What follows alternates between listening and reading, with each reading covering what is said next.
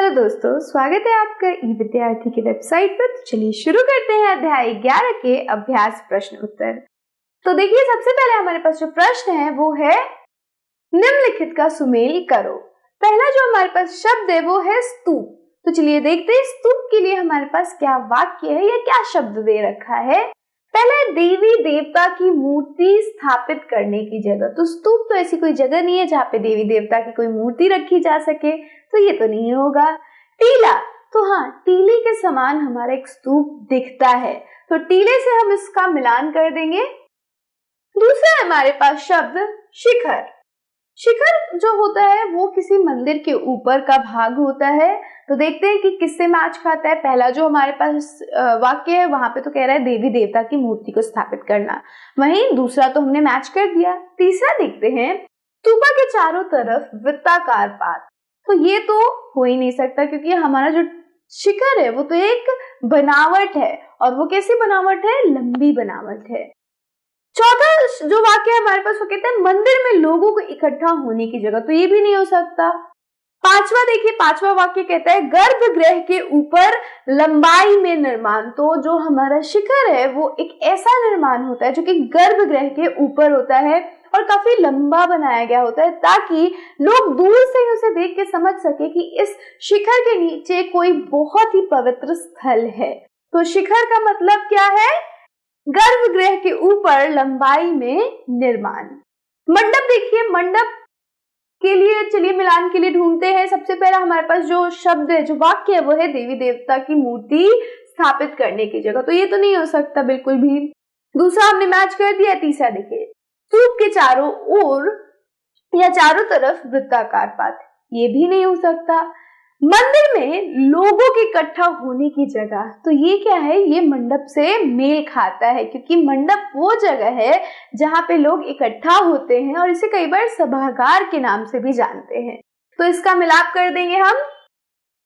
गर्भगृह, तो गर्भगृह के लिए सबसे पहला अगर आप देखोगे वाक्य तो यहाँ पे कहता है देवी देवता की मूर्ति स्थापित करने की जगह। तो ये जो है वो मेल खाता है पहले वाक्य से हमारा गर्भगृह। परिदक्षिणा पात वो पात होता है जो कि स्तूप के चारों तरफ लोग घूमते हैं। तो स्तूप के चारों तरफ वृत्ताकार पात को क्या कहते हैं? परिदक्षिणा पात। तो हम थर्ड वाले सेंटेंस से परिदक्षिणा पात का मेल करवाते हैं। आगे चलिए, चलते हैं आगे।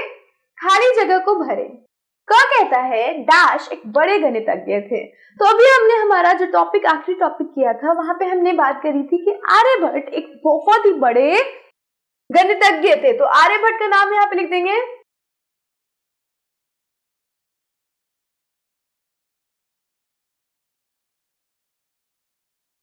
आर्यभट्ट।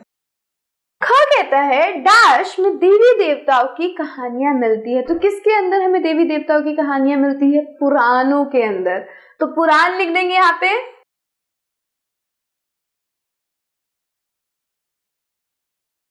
ठीक है, पुराण हो गया। अब ग पे चलते हैं। ग में कहता है डैश को संस्कृत रामायण का लेखक माना जाता है। तो किनको संस्कृत रामायण का लेखक माना जाता है? वाल्मीकि को। तो वाल्मीकि का यहाँ नाम लिख देते हैं। तो वाल्मीकि जो थे उन्होंने संस्कृत रामायण की रचना की थी। घ देखिएगा वाक्य डैश और डैश दो तमिल महाकाव्य थे। तो जो इस चैप्टर में हमने महाकाव्यों को पढ़ा था, तमिल के महाकाव्यों को, उनका नाम हमें बताना है। पहला था सिलप्पदिकारम, तो उसको लिख देंगे।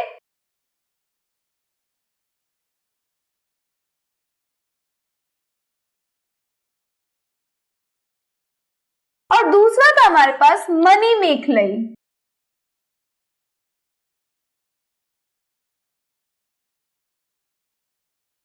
तो ये दो हमारे जो महाकाव्य थे तमिल के, उनका नाम हमने बता दिया। तो ये पूरा हमारा प्रश्न नंबर 2 हो गया। अब बाकी के जो प्रश्न है इस चैप्टर में, इस अध्याय में, वो दरअसल आपकी खुद की कल्पना शक्ति के द्वारा किए जाएंगे। वो आपके विचारों को प्रकट करने के लिए दिए गए हैं। तो अगर मैं बता दूंगी तो फिर तो मजा नहीं आएगा ना। तो आप अपने विचारों को उनमें डालिए, अपने विचारों के जरिए उनको करने की कोशिश करिए। और तब तक के लिए हम आपसे अलविदा लेंगे। Till then, stay safe and keep learning with us. Bye.